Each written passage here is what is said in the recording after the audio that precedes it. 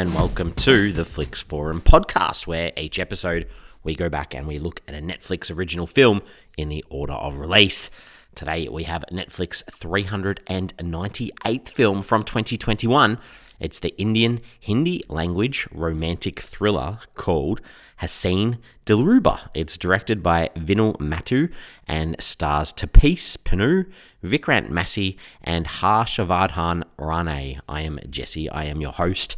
Thank you for joining me here today for this episode of our Netflix original film journey. We are super close to our 400th episode. This is wild. This is been going on for quite a while now. So if this is a film that you haven't seen yet off the Netflix list and it's one that you're wanting to see, give us a pause and come back a little bit later on, because we will spoil the movie as we go throughout this show. And we do kick off our show with the Fast Flicks, where we do a quick little summary of what the film is all about. So this one, it's about a woman who's the main suspect in her husband's death, but question mark, is there more to the story?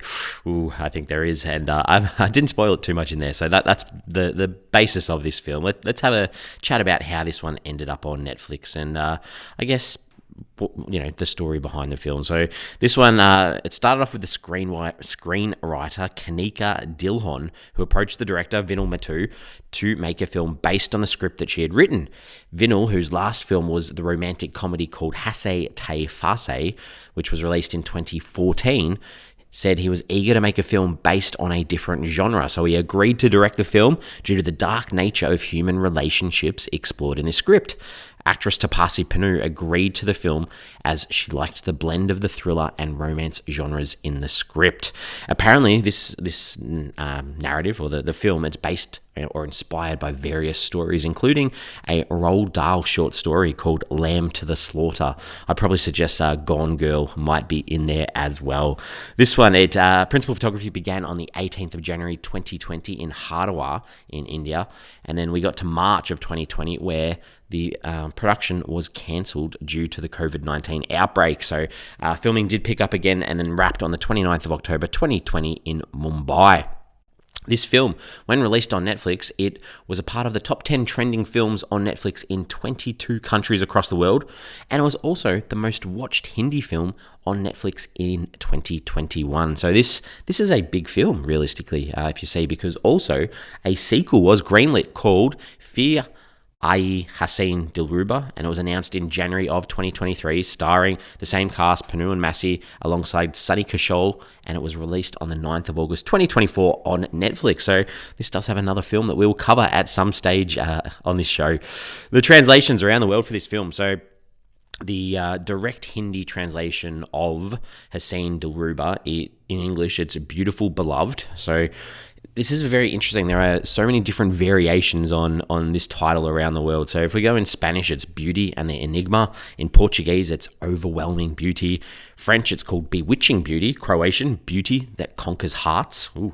German, it's called Heartbreakingly Beautiful. In Greek, Alluring Beauty. Chinese, Beauty and Misfortune. Hungarian, Lost Between the Lines. Okay, I think that one's a little bit lost in there in between all of these translations.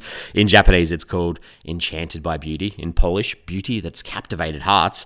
In Romanian, A Killer Beauty. Russian, Beautiful Beloved. In Czech, Beauty That Captivated the Heart. Turkish, Captive Hearts. And Vietnamese, it's The Infatuated Lover. So there we go. Very similar across the world. This did have the working title in Hindi of Acha Lagta Hai, which means feels good. So very interesting that they sort of changed that title there. So this did hit Netflix on the 2nd of July 2021. As mentioned before, it was filmed in Hardwar and Mumbai in India. This did have 8 nominations at the 67th Filmfare Awards for a variety of different categories, as well as another 10 nominations and 9 wins at a bunch of Indian award ceremonies. So you would say this was a pretty big film in India when it came out. So what are the critics and audiences saying about this film? If we look at Rotten Tomatoes, it sits at 62%. That's on 13 reviews. That is on the fresh side just. Audience, even a little bit higher at 73%. That's on more than 100 ratings. So again, solid there. IMDb, 6.9 out of 10. That's on 34,000 ratings. Super high for an international film on this show. Letterboxd, a 3 out of 5. Solid score on 11,500 ratings and has been logged by 17,000 people. Wow, some big numbers there. A bit surprising for me, I would say. So I guess that leads us into what are my early thoughts on this film. Did I enjoy this? Did I not? What am I thinking?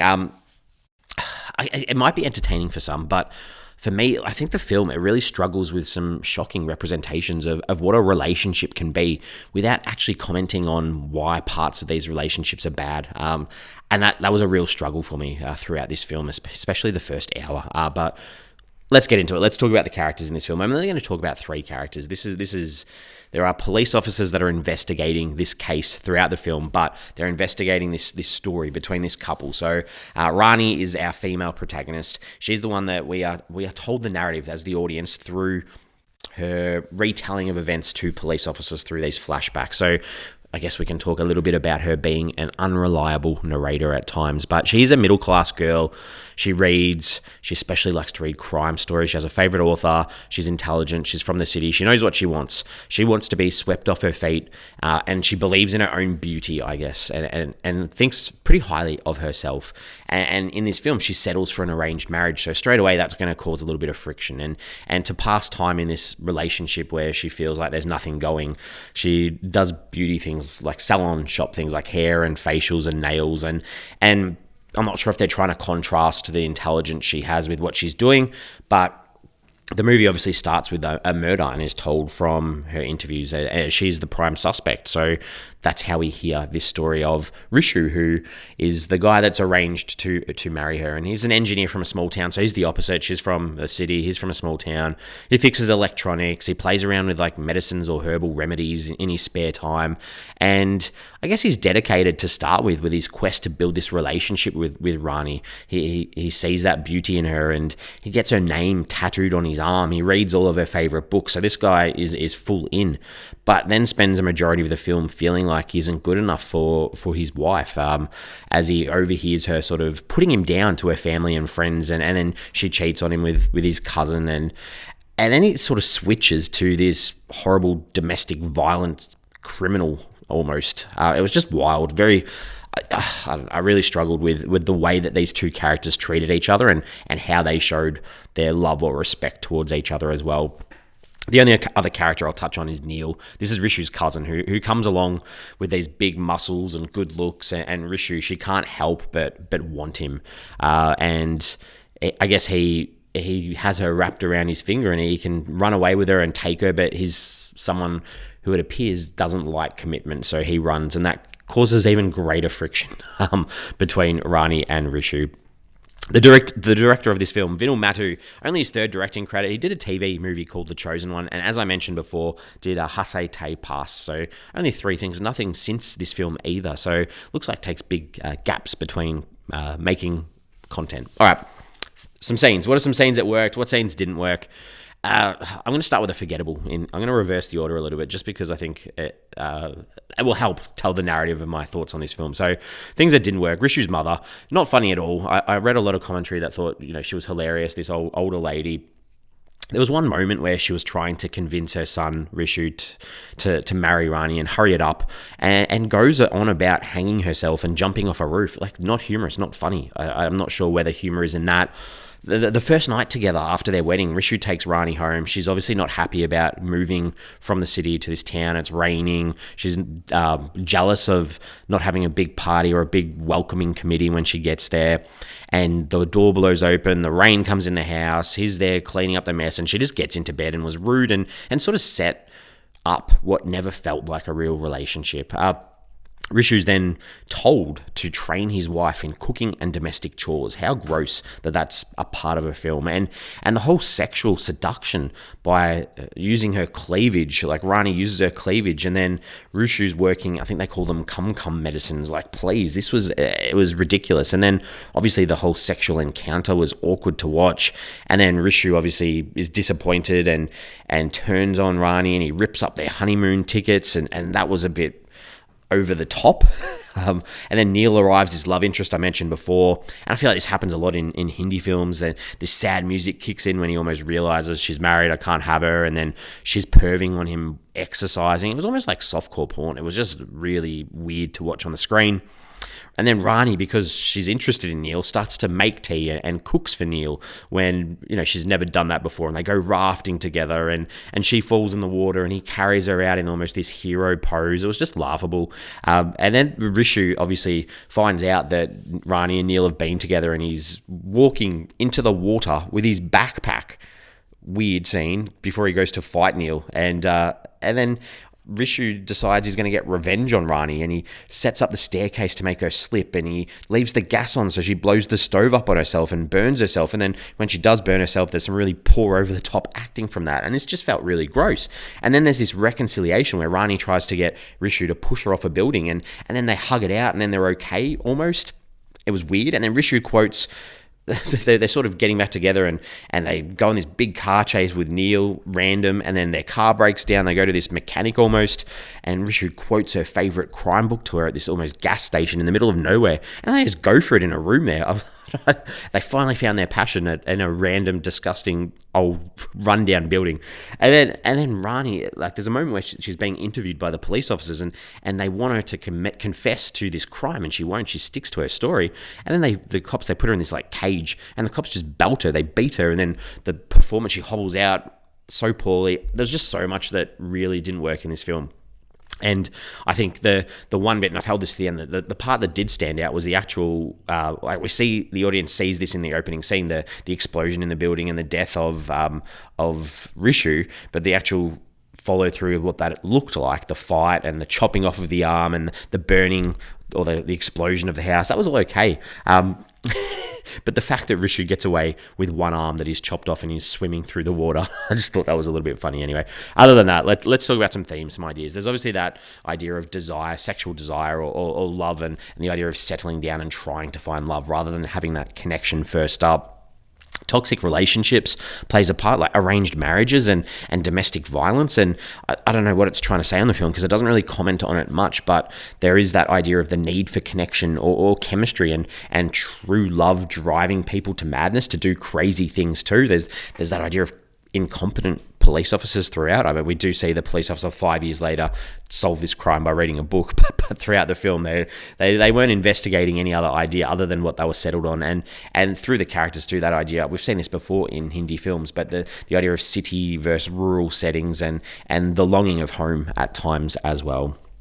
All right, what did I take away from this film? I've said this before. I've said this many times before because we have covered a lot of Indian Hindi films, but I'm dying for an Indian film that doesn't use an arranged marriage as a plot device. I understand this is a reflection of society, but I need something different. I need something to break the mold. Art, film, it's a creative means to not only reflect society, but try and impact change and show what things can be. So that's my shout out. Some questions, some pondering, some thoughts, some ideas. The idea of that unreliable narrator, did it work in this? Because I felt like there was never any question that there was something sinister to do with Rani, so I'm not sure that it necessarily worked having her narrate this story through her interviews. And I think I've sort of touched on this in the scenes, but the expectation that a woman should make tea and cook, it just makes me feel gross that they're still pushing that idea in a 2021 film. And the couple, they were both so horrible to each other for the first hour. It doesn't make a very compelling film. And so then after the first hour, when you've got another hour and a bit to go, it's very hard to connect with these characters when they're just so horrible to each other. I'm ready to wrap this one up. We give the films on this show a rating out of 5. It's super predictable too. I haven't touched on that, but the twist of Neil being the one that died, like, super predictable. And it has some massively cringeworthy moments which really make it mediocre. I'm not sold on the relationship dynamics or what it's actually saying about marriage. And yes, there's ups and downs in marriage, but what's shown on screen, but the two, it's not acceptable in any situation. So it defeats the purpose almost of the film. So I'm going to give this a 2 out of 5. Pretty low score for me. We're on socials. We have Facebook. We have X, formerly known as Twitter, as well as Instagram. Give us a follow. Give us a like if you can. The question I wanted to put up on socials for this episode is the idea is Rani a strong female character? I think this is a very interesting thing to think about because yes, she is strong in that she doesn't accept the norms of the domestic duties that everyone expects her to do when she gets married, and she wants to find her own sexual almost liberation, but at the same time she accepts this violence and these poor acts towards her, which almost undoes any of that good work that they set up in the character. So I'm a little bit torn on this character. Let me know what you think on the comments in this post. Other than that, we are back next week. Again, next week, we do have an episode that you'll be listening to the past me, because the episode that's out next week was a bonus episode when the film came out in 2021. It's the 2021 supernatural slasher film Fear Street Part 2, 1978. So this is the second film in the trilogy. We heard the first episode the other week. So this one is directed by Lee Yannick and stars Sadie Sink, Emily Rudd, Ryan Simpkins, McCabe Sly, Ted Sutherland, Gillian Jacobs, Kiana Madeira, Benjamin Flores Jr., Olivia Scott Welch, and Chiara Aurelia. So if you haven't seen that film yet, it is still October. It's still Halloween time. Give that film a watch and jump in on the conversation next week. Other than that, as always, thanks for hanging out. Thanks for listening. If you've seen this film, hope you took something out of this. If you haven't, maybe you enjoyed a little bit of a rant. Other than that, I will see you next week.